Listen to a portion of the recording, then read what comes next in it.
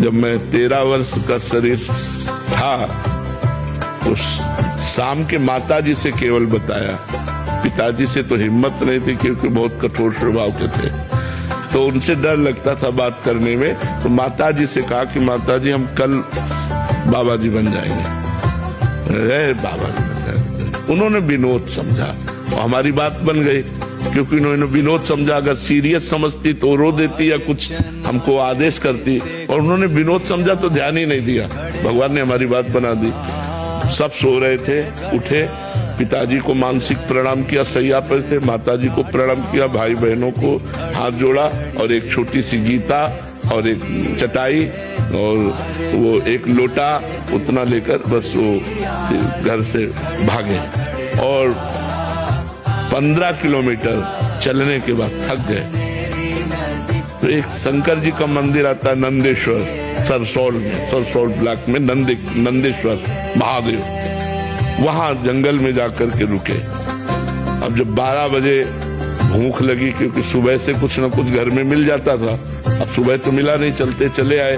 अब दोपहर के 12 बज गए, भूख लगी, तो पहली बार हमारे मन में प्रश्न उठा कि कैसे जीवन निर्वाह होगा, जीवन निर्वाह कैसे होगा, कहाँ रहेंगे, कहाँ जाओगे।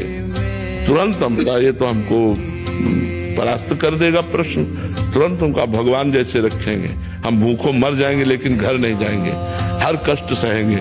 इतने में एक आदमी आ गया, उसने कहा बच्चा यहाँ एक सूर स्वामी रहते थे, जानते हो क्या? तो हम कहा हम यहाँ नए आए, हम जानते किसी को नहीं। तो कमंडल खोला और 1 लीटर दही होगा, मीठा दही होगा, तुम पी लो, अब हम वापस नहीं ले जाएंगे, उनके लिए लाए थे, वो है नहीं तो आप पी लो, वो संत कहीं चले गए होंगे।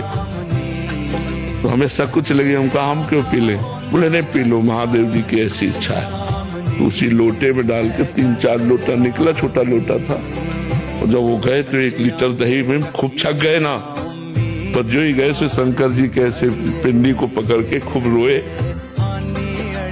कि हमें विश्वास हो गया कि हमारे जीवन का आप पार करेंगे, आप स्वीकार करेंगे। बस वो दिन क्या दिन, कभी घर नहीं याद आया, कभी घर नहीं गए, कभी परिवार से एक रोटी नहीं खाई आज तक, अपने जन्मभूमि की एक रोटी आज तक नहीं खाई जब से घर से निकले।